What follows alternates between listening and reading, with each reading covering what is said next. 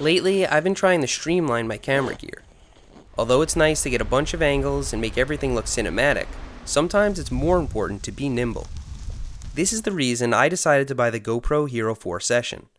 Today, we'll surgically recess this Hero Session into my forehead. I'm tracing the shape of the Session for a precise cut. Well, not exactly. The real plan is to hide it under my helmet visor. If you have a GoPro or almost any action camera for that matter, you probably have some of these little mounts. Back when I used to work on cars for a living, we had a trick to make 3M tape stick better. Heat it up. You can carefully apply heat with a hairdryer or even a lighter. When it's tacky and bubbling, mount it to a clean surface and hold it there until it cools. Good luck removing it. Using this method, I mounted my Session to the underside of this visor. The camera is so light that I barely even notice it's there. I can just have this with me all the time and never miss a shot again. Like GoPro's other cameras, the Session has quick capture, which means that pushing the record button activates the camera from an off state. Another push of the button stops the recording and turns the camera off. By only recording what I need, I've been able to stretch the battery well beyond a full day of shooting. The video quality is pretty good and surprisingly stable. So I'm pretty happy with my purchase and loving the camera, but I did notice something pretty surprising. My Hero Black fits in the same exact spot on this helmet, maybe even better. I weighed these cameras and was surprised to find that they're identical.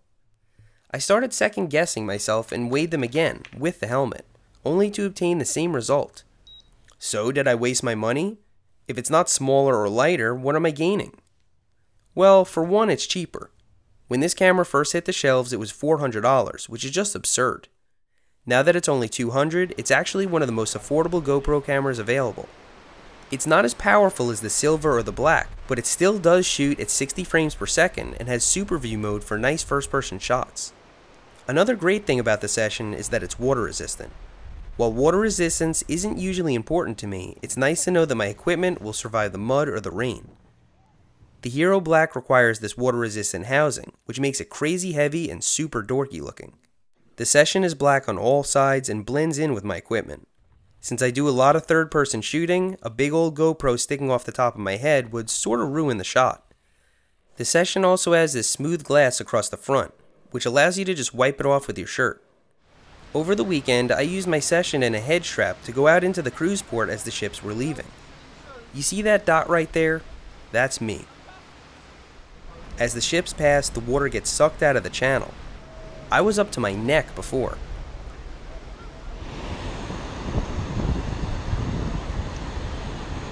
As soon as the ship exits the channel, the water comes rushing back in, which is freaking awesome.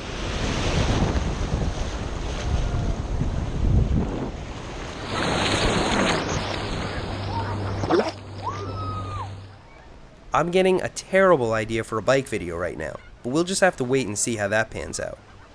In any case, it was really cool to be able to capture this moment with a camera so small and light.